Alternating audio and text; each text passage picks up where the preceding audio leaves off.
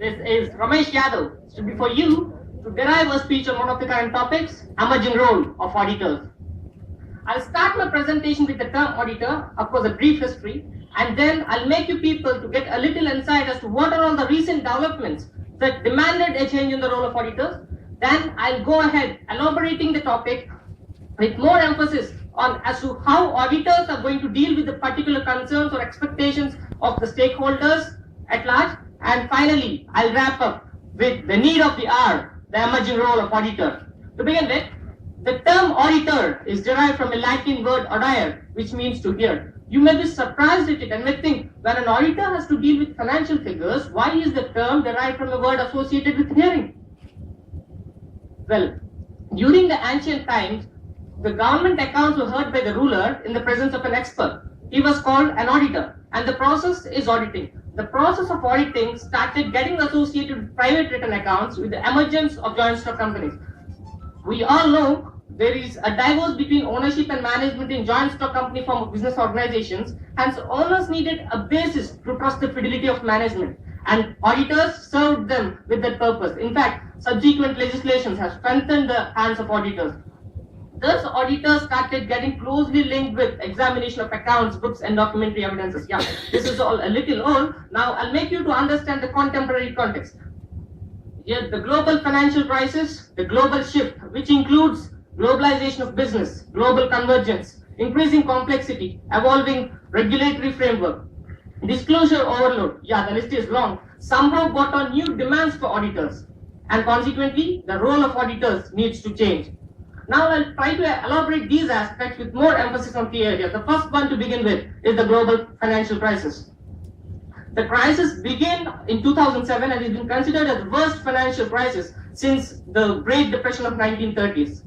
I'm not going to speak much on the reasons for the financial crisis, but can strongly say auditors have played a very important role in mitigating the effects of financial crisis.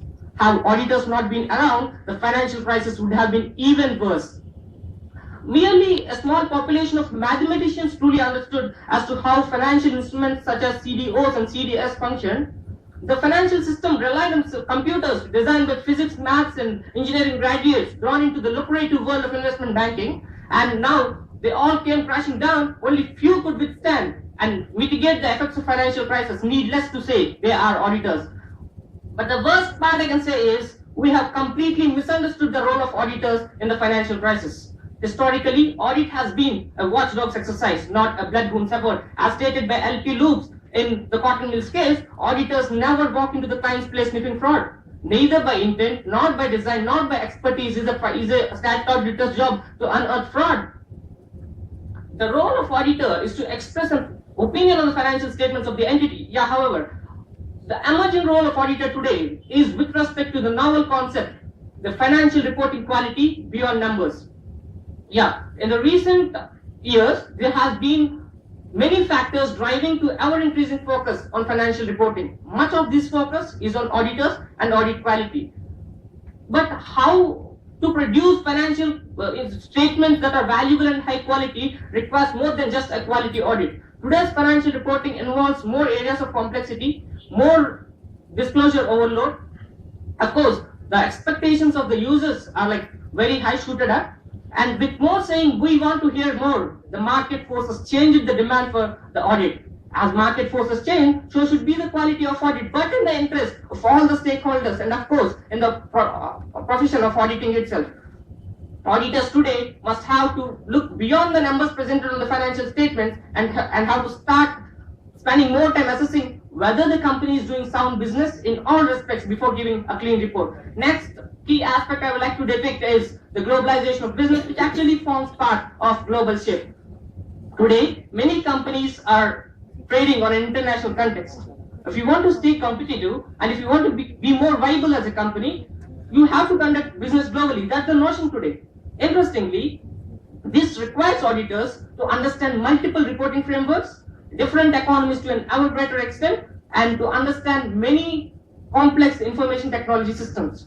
Today, at this front, the auditors are supposed to rededicate themselves with continuous professional learning, and globalization opened new avenues for the practitioners, the auditors in India, to expand the practice into the areas of transfer pricing and international taxation, which I'm sure is a great exciting, which will have an exciting future. And the next key aspect I would like to depict is global convergence. C.A.K. Raghu, Honorable President of Institute of Chartered Accountants of India, after a meeting with Sachin Pilot, the Honorable Minister for Corporate Affairs, confessed that the Institute is ready to roll down the new IFRS and we are just waiting for a nod from the Ministry. This move towards a global convergence with the increasingly adoption of IFRS throughout the world, the objective is to eliminate the so-called national approaches towards the financial reporting and to have entities of different capital markets use the same conventions to report and measure the financial position and performance.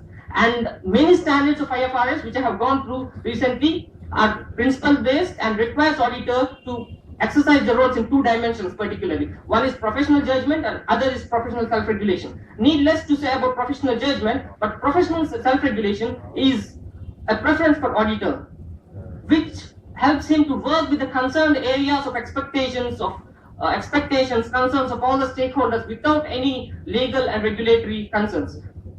And I'm getting much into global here, let me put some domestic issues. On the other day, I have gone through a newspaper and one of the articles said, the new company bill, a nightmare to auditors. My question is, where does the auditing profession going from here? Increasing regulation means auditors have to test and document more findings. Well, this is certainly a welcome development as to the auditing of major companies are concerned.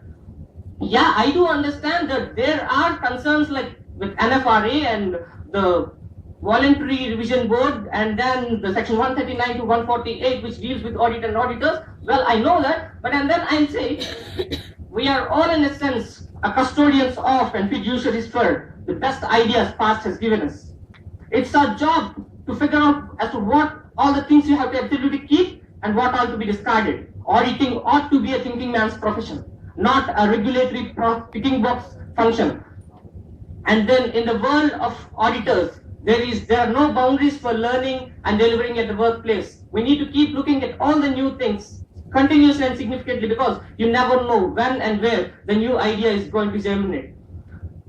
Providing best possible services to the clients, society, and nation as a whole should be the prime focus of all the chartered accountants. And as the noted corporate trainer Robin Sharma said, when you bring your highest talents and deepest devotions to the work you do, what you're really doing is setting yourself for a richer, happier, and more fun-filling experience of living.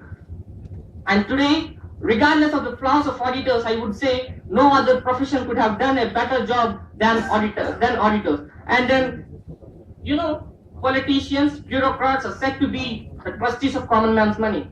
And I do say, even chartered accountants are working for that common man who is expecting transparency and accountability from the system. And auditors today rededicated themselves for the growth and development of the nation, already became a partners of nation building. So in this era of democracy, I think the role of auditors is as important as of the elected leaders. Thank you all for giving this opportunity and many more.